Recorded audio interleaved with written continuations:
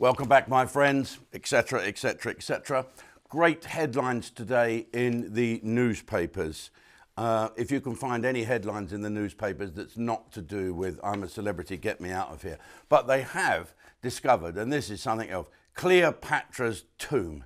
Do you remember Cleopatra? And apparently she was buried with Mark Antony, who was, of course, Sid James. Oh, those Arabs, they're intense lovers. Well, they're Arabs. They do everything intense. Right, so anyway, they found Cleopatra's tomb. And this morning, the stop press is, it was opened very gingerly. And the man stuck his head in. And in there, from the jungle, was Olivia Attwood hiding from the press to keep the mystery going. I hope that poor girl is all right and everyone's making jokes and doing stuff and trying to guess what's going on. But if it is medical reasons, let's not add to the poor girl's pain. I think there's another bloke in there that needs medical help as well. What's his name? Owen Warner?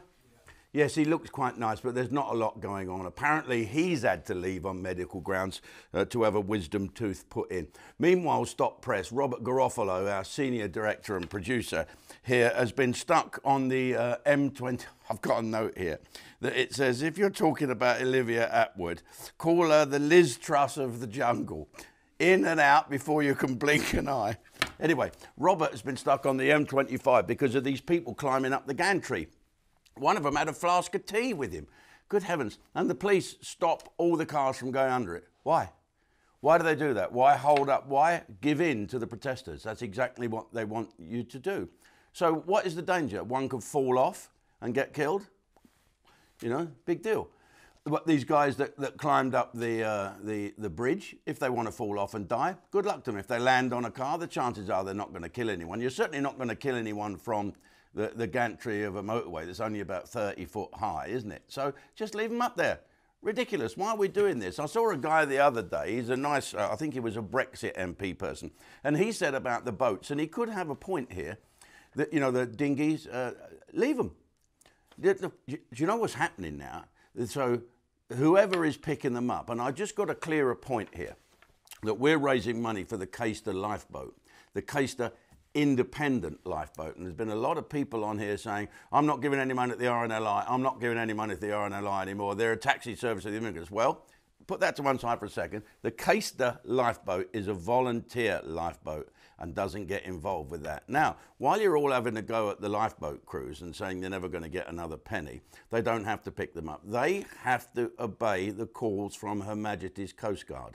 So Her Majesty's Coastguard would say, Dover lifeboat, please go and pick up these people that are in danger because they're in the shipping lanes, they've got to be moved out. So the lifeboat crews and the captains and the Royal National Lifeboat Institute, please give them some slack. If you want to have a go at anyone, have a go at Her Majesty's Coastguard and Her Majesty's Border Force. In fact, have a go at Her Majesty's government for not getting this gripped. And so this guy said, here's what you do. You stop them getting into British waters. So you put a gunboat down or another rib with a machine gun on it or something like that with the police, and you turn them back. And if they say, well, we're gonna puncture our boat and sink, so we're in danger of drowning, you just throw another lifeboat in and say, there you go, get on that, but don't keep coming forward. And if they puncture that one, you throw them over life jackets. And if they want to drown, and old Patrick Christie's, who I love, on GB News, he said, so to this bloke, would you happy with them to die? Could you sleep at night knowing they died? I'm glad he didn't ask me that. I'm not getting into it. Okay, a little quick one to finish with. Yesterday, I presented a cheque on your behalf from the Ustream Veterans Fund to Billy McLeod for Veterans in Action. He's put a nice little bit on his website. I'm going to show you the first bit because the second bit, the sound went tits up, typical veterans, but they get by. So anyway, I'm going to go over to Ustream now and I'll leave you with this little bit, you YouTubers. Have a little look.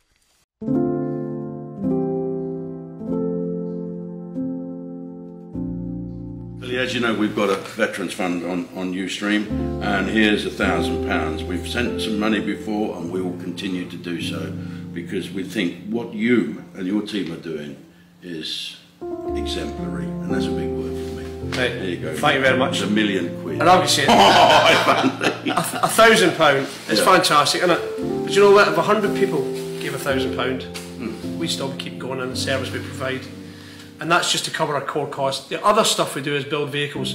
That gets funded by a great organisation like the Covenant Fund Trust, and the lottery and Veterans Foundation and other methods. That stuff gets taken care of. That allows us to do that stuff. But it's the real core funding of how we, and without that, we need to have people that work with the veterans we work with. Without that, it's 100 people. I'm sure there's 100 people out there running businesses that can make a